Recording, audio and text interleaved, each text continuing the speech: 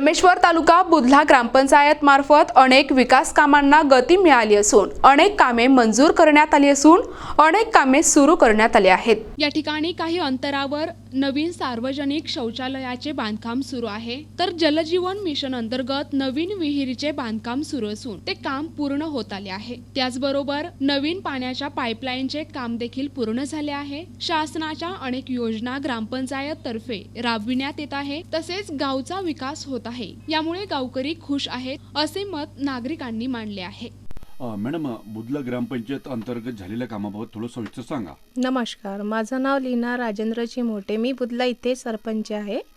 आमच्या इथे जलजीवनची टाकीचं काम झालं आहे आणि विहिरीचं काम सुरू आहे, शौचालय झालं आणि ते पाईपलाईन वगैरे झाली आहे आणि बाकीच्या निधी अटकून आहे। आमचा काम येऊन आहे पण निधी अजून पास नाही झाला, त्याच्यामुळे ते काम प्रोसेसमध्ये आहे आणि आता ते कंपाऊंड वॉल वगैरे ते त्याचं काम अटकून आहे सगळं।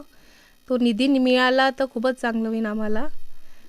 आणखी कोणते कामे आपल्या ग्रामपंचायत करायची आहे आपल्याला? आता आमच्याकडे तो गेट आहे मेन, त्याचंही काम अटकून आहे आणि एक समाज भवन बनवायचं आहे, ते महत्त्वाचं आहे आमच्या इथे। म्हणजे वॉल कंपाऊंड पाहिजे नदीला, आता ते शाळेला बी वॉल कंपाऊंड पाहिजे तसं म्हटलं तर, आणि खास म्हणजे आमच्या नदीला पाहिजे। तिथून रोड आला आहे पिलकापारचा, तिथून पुष्कळ कास्तकार येते, तोच अर्जंट आहे ते वॉल कंपाऊंड। नाही तर एखाद्या दिवशी इतका धोका होऊन जाईल का, खूप मोठा धोका व्हायचा प्रॉब्लेम आहे तिथे। LP वगैरे जाते संत्राची, त्यामुळे जास्त पाहिजे तो, त्याच्यामुळे। आणि आता हा बुधले ते मोहपा तो रोड एक अर्जंट आहे। किती म्हणजे पुष्कळ प्रस्ताव दिले आम्ही ना, पण ते काही मंजूर होऊन नाही राहिले। आता पाहू, निधी बी पुष्कळ संजय महापुरे। ही पाण्याची टाकी बनल्यामुळे खूप पाणी झालं आमच्या इकडे, खूप आनंद झाला आम्हाला की या टाकीच्या अन्य शेर आपल्याला खूप पाणी खूप झालं, दिवस पाणी चालत राहते। आता पाण्यामुळे कमिशन काहीच नाही। बाबा, तुमचं नाव काय आणि जे टंकी झाले त्याचे सांगा।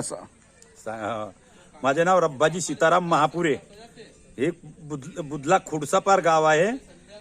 बुधला ग्रामपंचायत मध्ये आमचं वोटिंग होते, आम्हाला पाणी हे टाकीची गरज होती।